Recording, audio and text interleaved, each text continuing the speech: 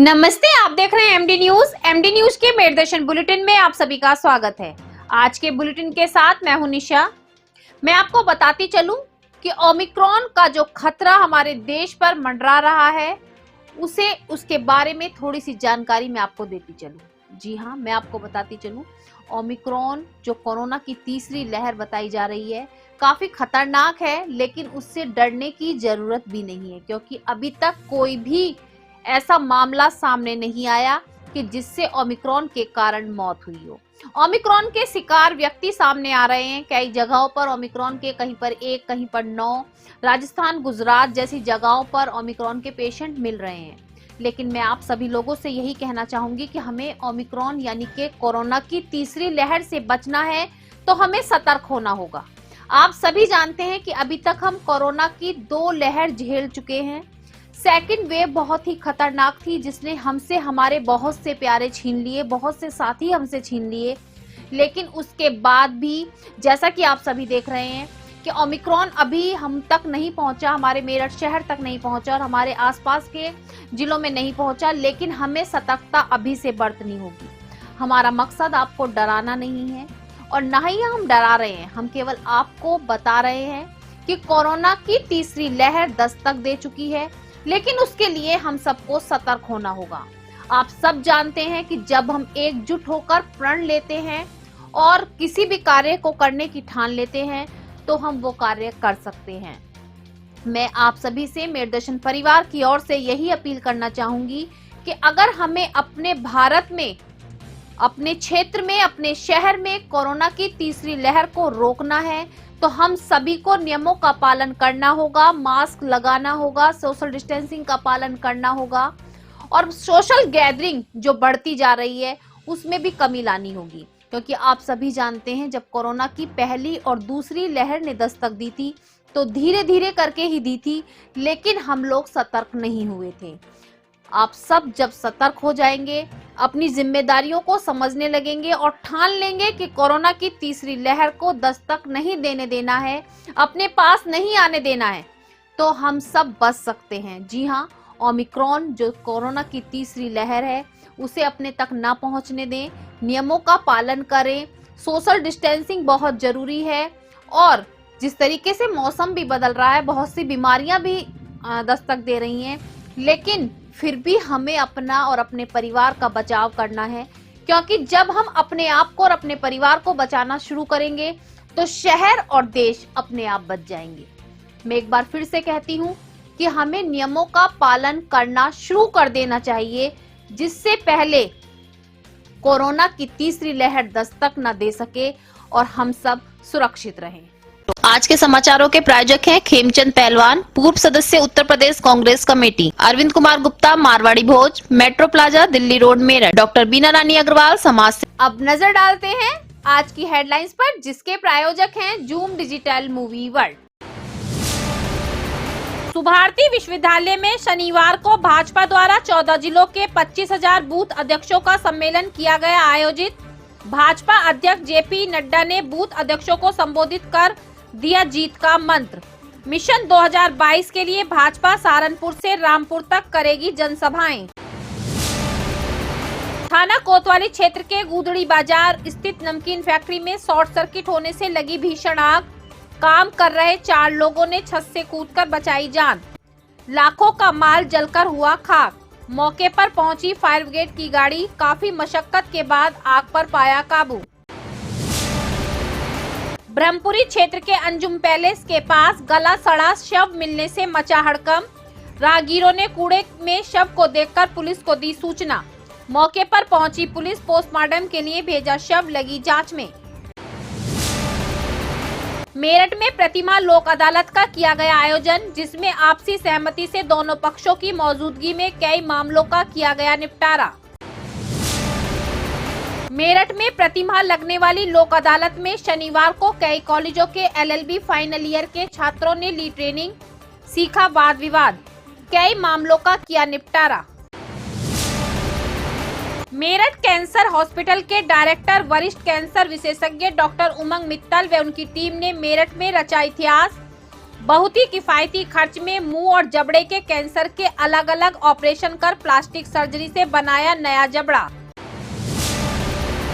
जिला सहकारी बैंक मेरठ की 73वीं वार्षिक निकाय बैठक का किया गया आयोजन, जिसमें साल भर किए गए बैंक के कार्यकलापों का डेडिकेटरों द्वारा किया गया अनुमोदन। जिला सहकारी बैंक के सचिव कार्यपाल अधिकारी दिनेश कुमार ने दी जानकारी। जैन साध्वी गणनी प्रमुख ज्ञानमती माताजी पहुंची जम्बूद्वीप, निकाला गया विशाल जुलूस, धूमधाम से कराया मंगल प्रवेश। मेरठ के बास्केटबॉल खिलाड़ी भी देश दुनिया में चमकाएंगे नाम। सीसीएस यूनिवर्सिटी कुरुक्षेत्र में 14 दिसंबर से 16 दिसंबर तक चलने वाले नॉर्थ जोन बास्केटबॉल चैंपियनशिप में खेलने जा रही यूनिवर्सिटी की टीम खिलाड़ियों को दी गई किट। सबसे पहले खिलाड़ियों का कराया गया RT-PCR। स्पोर्ट डिपार्टमेंट के डॉक्टर GS रोहेला ने दी जानकारी। कनोहरलाल महिला PG कॉलेज की एक्टिविटी क्लब द्वारा अतिथि व्याख्यान एवं कार्यशाला का किया गया आयोजन। RG PG कॉलेज की बॉटनी एवं प्लांट कंजर्वेशन सोसाइटी की फाउंडर डॉक्टर मीनू गुप्ता रही मुख्य वक्ता। उन्होंने छात्राओं को पेड़ पौधों की उपयोगिता के बारे में दी जानकारी। आए हुए अतिथियों ने भी रखे अपने विचार। छात्राओं ने बढ़ चढ़कर लिया भाग। सूरजकुंड रोड स्थित बाबा मनोहरनाथ मंदिर के बाहर भारतीय जनसाधारण पार्टी के कार्यकर्ताओं द्वारा तमिलनाडु के कुन्नौर में शहीद हुए CDS विपिन रावत, उनकी पत्नी व अन्य सैनिकों को मोमबत्ती जलाकर 2 मिनट का मौन रखकर दी गई श्रद्धांजलि व भगवान से की गई प्रार्थना। परिवारजनों को असहनीय दुख सहने की दे क्षमता। जनपद संबल बैजोई थाना हयातनगर में समाधान दिवस पर पुलिस अधीक्षक चक्रेश मिश्रा द्वारा जनता से किया गया संवाद। सुनी जन समस्याएं, समाधान का दिया आश्वासन। जनपद संबल पुलिस द्वारा किया गया सराहनीय कार्य। पुलिस मुठभेड़ के बाद अवैध शस्त्र और चोरी के माल के साथ 3 अभियुक्तों को किया गया गिरफ्तार, भेजा जेल। पुलिस लगी जांच में। अब खबरें विस्तार से। जैसा कि मैं आपको समय समय पर बता रही हूं कि 2022 के चुनावों को लेकर सभी राजनीतिक पार्टियां अपनी कमर कस चुकी हैं और जगह जगह पर महासम्मेलन किए जा रहे हैं, जन सुनवाई की जा रही है और अपनी पार्टी को किस तरीके से मजबूत करें उस पर विचार रखे जा रहे हैं। आज भी मैं आपको बताती चलूं, सुभारती विश्वविद्यालय में आज बूथ सम्मेलन का आयोजन किया गया। भाजपा के राष्ट्रीय अध्यक्ष JP नड्डा के नेतृत्व में सभी भाजपा के पदाधिकारी व कार्यकर्ता सम्मिलित हुए और आसपास के जिलों से भी कार्यकर्ता और पदाधिकारी पहुंचे। सभी को संबोधित किया गया और जीत का मंत्र दिया गया। जी हां, राष्ट्रीय भाजपा के जो राष्ट्रीय अध्यक्ष JP नड्डा हैं, उनके द्वारा सभी को जीत का मंत्र भी दिया गया और बताया गया कि आने वाले समय में भाजपा का परचम ही लहराएगा, क्योंकि भाजपा सरकार सभी के साथ है और सभी के विकास की ओर बढ़ाने में उनका सहयोग कर रही है। जी हाँ, मैं आपको ये भी बताती चलूं कि ये भी कहा गया कि आने वाले समय में 2022 में जो भाजपा के प्रत्याशी होंगे उन्हीं की जीत होगी और सभी को जागरूक भी किया गया कि अब तक जो सरकार द्वारा कार्य किए गए हैं वो कार्य क्या हैं। साथ साथ उन्होंने ये भी कहा कि सहारनपुर से लेकर रामपुर तक जनसभाएं भी की जाएंगी।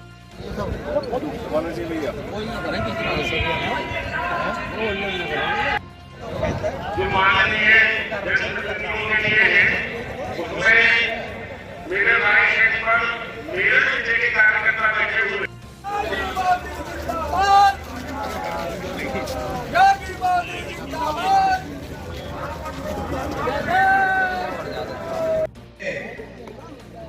मंच पर मेरे साथ उपस्थित भारतीय जनता पार्टी के जुझारू और कर्मशील अध्यक्ष सम्माननीय स्वतंत्र देव सिंह जी,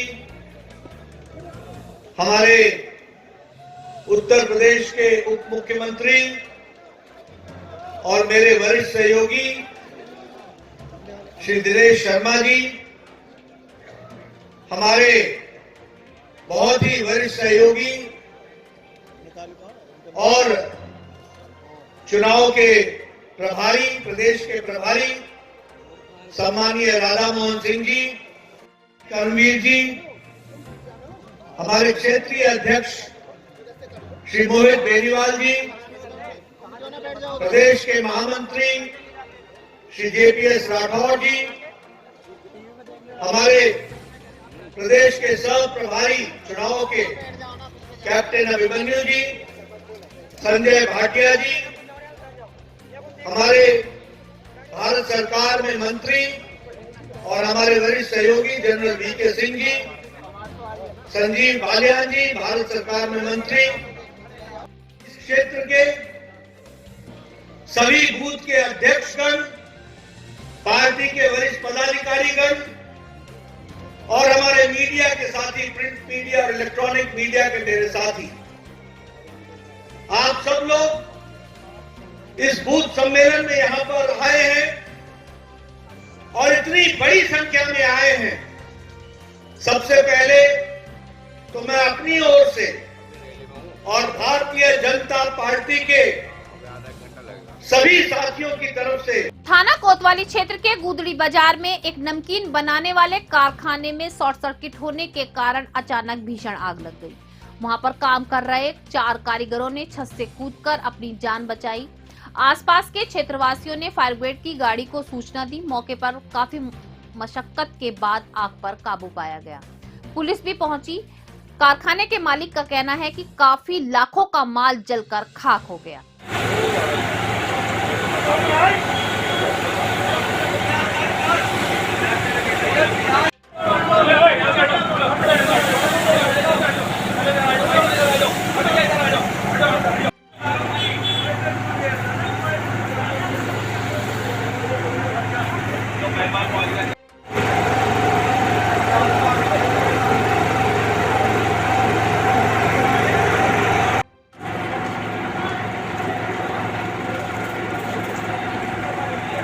आप भाई की दुकान है, जो सेव बनाते हैं, नमकीन सेव, तो उसमें जो तेल के अंदर माल डाला हुआ उसमें एकदम आग लग गई। अच्छा, कोई नुकसान के आंकड़ा लगा पता चला? नुकसान तो कुछ नहीं, सिलेंडर भैया के बाद रैम का सिलेंडर फटने का भैया। अच्छा, आगे सब ठीक है। कितनी गाड़ी आई हैं फायर की? फायर की जो एक गाड़ी आई छोटी।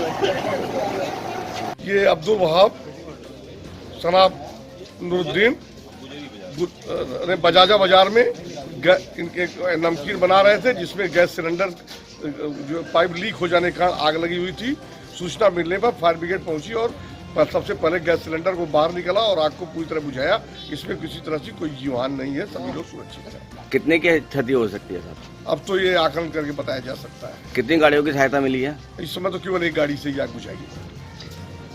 समस्याओं का समाधान करने के लिए मैंने आपको बताया है, पहले भी खबरें दिखाई हैं कि हर महीने लोक अदालत लगाई जाती है। जी हाँ, जो आपसी समझौते से उसका निवारण वहीं पर किया जाता है। आज भी लोक अदालत लगाई गई और दोनों पक्षों को बैठा करके समस्याओं का आपसी समझौते से निवारण किया गया, क्योंकि बहुत से केस ऐसे होते हैं कि अदालत में पहुंचने के बाद काफी समय लग जाता है। जैसे कि घरेलू बहुत से संवाद ऐसे पहुंचते हैं कि काफी समय लग जाता है। जिन समस्याओं से छुटकारा पाने के लिए लोक अदालत लगाई जा रही है, जिसमें दोनों पक्षों को आमने सामने बैठा करके दोनों की समस्याओं को सुनकर समय पर ही उसका निदान किया जाता है। आज भी कई पक्षों की बात सुनकर के उनकी समस्याओं का वहीं पर हल किया गया।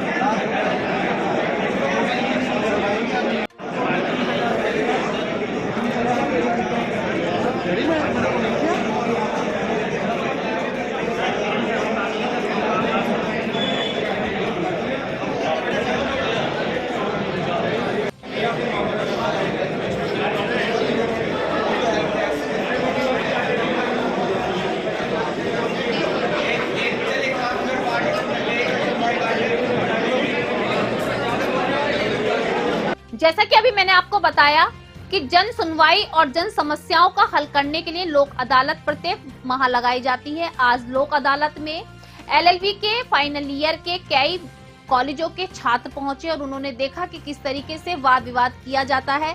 साथ साथ वाद विवाद के साथ साथ उन्होंने बहुत सी समस्याओं में अपना योगदान देते हुए आपसी सहमति से उनका निवारण भी करवाया।